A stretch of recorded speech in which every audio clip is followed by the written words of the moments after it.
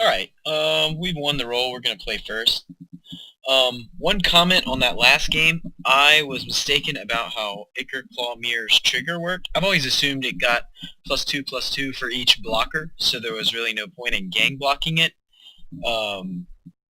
But apparently it only triggers once, regardless of the number of blockers. I'm not sure if that would have affected the outcome of the game, but I've definitely been playing that wrong. So, yeah, not only are you watching me play bad, I don't even know the rules. So your face. But assuming you're still here, we're gonna keep this hand as a couple 2-drops and a land we can probably cycle. The Terramorphics will fit our curve. If we don't draw anything, we can Terramorphic on turns 1 and 3. This hand is pretty bad against Infect, and it's probably fine against just about anything else. This hand is not great against Control, but these guys can apply a little bit of pressure, and Guardian's just a beast. You're always happy to see one in your opening hand, because then you're just like, oh, I'm just going to get to Guardian and get there. Alright, so I don't know what my opponent is up to, but I'm going to go ahead and give him a minute, and I'll be back. Alright, so he's back, and on the play, so I'll play Evolving Wilds and pass. Probably going to play Lone Missionary first. It's more aggressive, and the Ravenous Rats gets better the fewer cards they have in hand. So my plan is to break this for a swamp, go Plains, Lone Missionary, and see where that takes us. Ooh, and we're playing Goblins, and he doesn't have a turn 1 2/2. So that's pretty good. This is a pretty good hand against Goblins. Kind of makes me want to play the Rats, actually, just so I don't have to trade a 2/1 for a 1/1.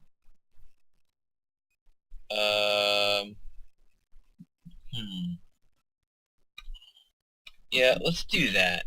Then I can block the Maw Grater with the Ravenous Rats and get some value for it. Lone Missionary is going to be good just about any time, so I think waiting until I can trade it for a 2/2 instead of a 1/1 might be enough of an upgrade to play the other 2-drop first. The main argument for playing the Missionary first is that it beats down a little bit better, and we're obviously not going to be beating down. We're going to be trying to stabilize with this Guardian and this Doomblade and just hoping to outdraw our opponent. Well, Death Spark, that kind of stinks, so he can't get that card back. But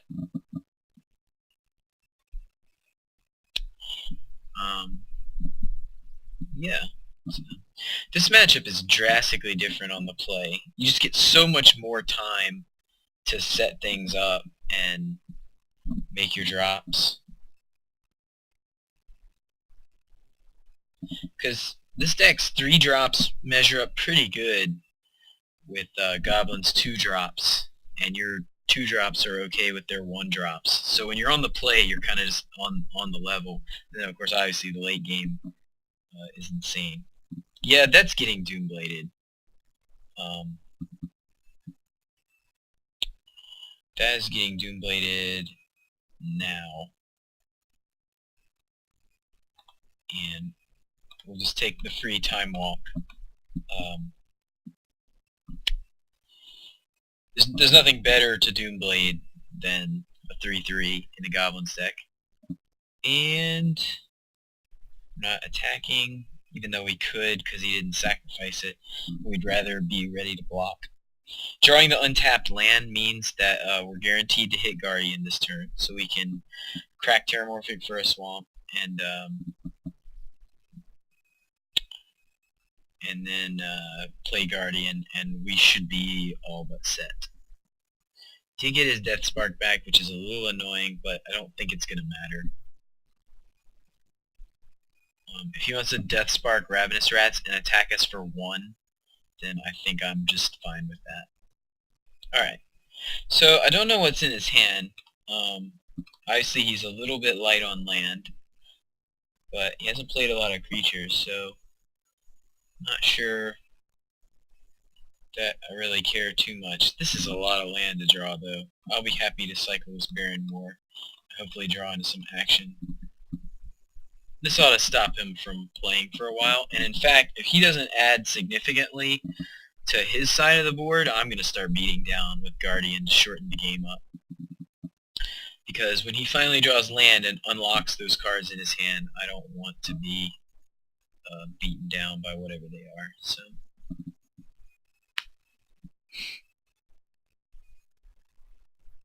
the evisceration of one Mog always cheers up the rest. Goblins have the most interesting slogans. Okay, so now we're going to have to be a little more judicious about attacking, because we could take a bunch. Man, this is so much land. Alright, that's a much better draw. So now we play Phyrexian Rager. We still have the Lone Missionary in our hand, so we're effectively at 22. We draw yet another swamp. We've seen 10 of our 25 lands in the top 15 cards. I guess it happens. Our opponent is probably dying for a land over there. So we do need to draw some action, because the one way goblins can beat Guardian of the Guildpact is just by continually adding and adding to the board and then swarming.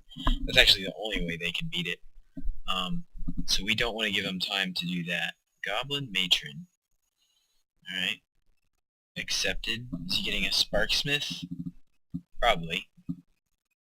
No, another Goblin Matron. Okay.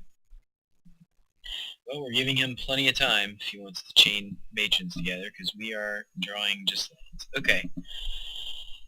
So we can... What can we do here? Can we attack? Do we want to attack? I think we can beat down with Phyrexian Rager. And that's fine. Alright. And we'll get our Lone Missionary out there. Gain 4. I mean, it's not ideal. Like, there's a lot of stuff he could have that makes that attack subpar, like Bushwhacker. But to be honest, we have to do something to make him pay for all this time that he's using to set up his forces. And if we don't attack, then I mean we're already 3 cards in hand behind somehow because of our land flood. So we're going to try to make up for that by just applying a little bit of pressure, keeping our life total high. Another Mog Raider. What I would not give for a Pestilence. And Sparksmith. Yeah. The fact that he didn't tutor for Goblin Bushwhacker, there we go. That's a card. The fact that he didn't tutor for Goblin Bushwhacker means he probably already has it, or is planning to get it with this Matron, but that will definitely kill us if we don't. Okay, so he binned a Sparksmith. I think we're gonna let him, if he wants to pay 6 life to shoot our guy, do we just let him? Or I could Doomblade that Sparksmith. One of his cards is Goblin Matron, the other one may be Goblin Bushwhacker, not sure. How bad is an attack here? Probably just takes 2. And if he comes back at us, I think we attack for 2 and Doomblade his Sparksmith past the turn. If he wants to trade conscripts or 2 other goblins for it, then he is welcome to do so. Alright, Sparksmith down. You know what would be awesome is Squadron Hawk.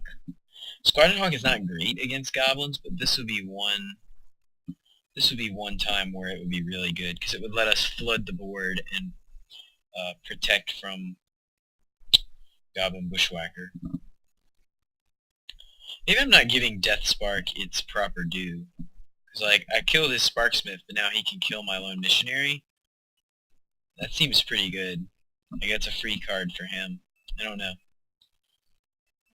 Bone Splitter would also be a pretty good draw. Help us shorten up the game and limit what he can do. Alright, Goblin Arsonist.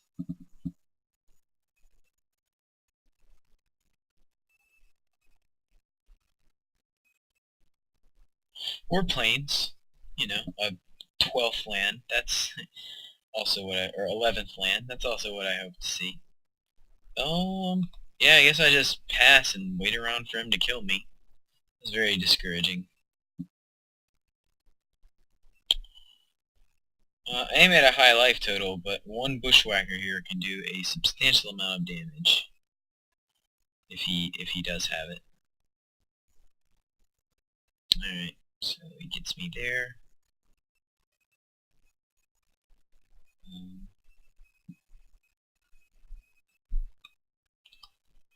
That play makes no sense. He could have done it on his turn and actually used the buff, but... Oh, he's gonna get the Death Spark back. I see. Well, that's a thing too. Alright, so now it's 5-on-2. He's got Matron, Death Spark, and one unknown. That is probably Goblin Bushwhacker. What do you got?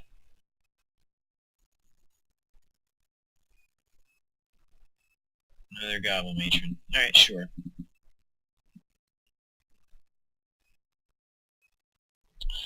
Definitely would not say no to another Guardian here. Yep, land. Well, not much I can do about that, so I will gripe about it and pass the turn. This Death Spark seems really good against me. I don't remember Death Spark being that good against Black-White, but I guess I have a lot of X1s in here with the Spectre and the whatnot. Yep, you got it. Yet another Goblin Matron, perhaps? Or is it Bushwhacker time, finally?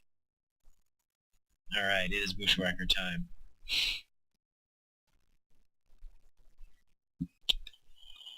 So, we're looking at a pretty severe beating no matter what we draw here.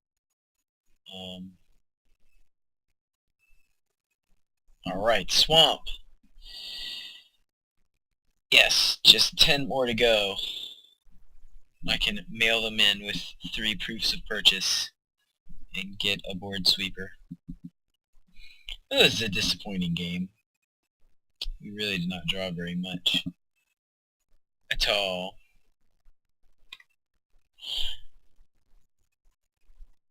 But that's how it goes sometimes. We'll make him play it out. Seeing that Chain Lightning is helpful. Tells us a little more about his deck. And we get to kill, what, Mog Conscripts? And take a billion? I guess we aren't just dead, but we're pretty close. We pretty much need to draw back-to-back Lone Missionaries just to stay in the game. I think I'm at 2 or 4. How much am I at? 2, 4, 6, 8, 10, 12, 14, 16, 20. I take 21.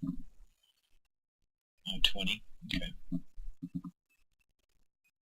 Hey, what a surprise. Another land. Alright, well, that was a strange run of draws. I am displeased. So, Fume Spitter seems pretty good the last time we played. Unearth is good, brings back Lone Missionary, and 2 2s. Let's get the trigger again. I can't remember if I brought in Prismatic Strands, but it's okay. Snuff Out is also in that kind of okay area. Shinobi, obviously bad. I think Bone Splitter is pretty bad too. Unmake is good if he has Flunkies and Sparksmith. So I'll probably leave that in. And Ravenous Rats is what I cut last time. He does have Goblin Matrons, which I guess make that a little bit better. And I'm on the play.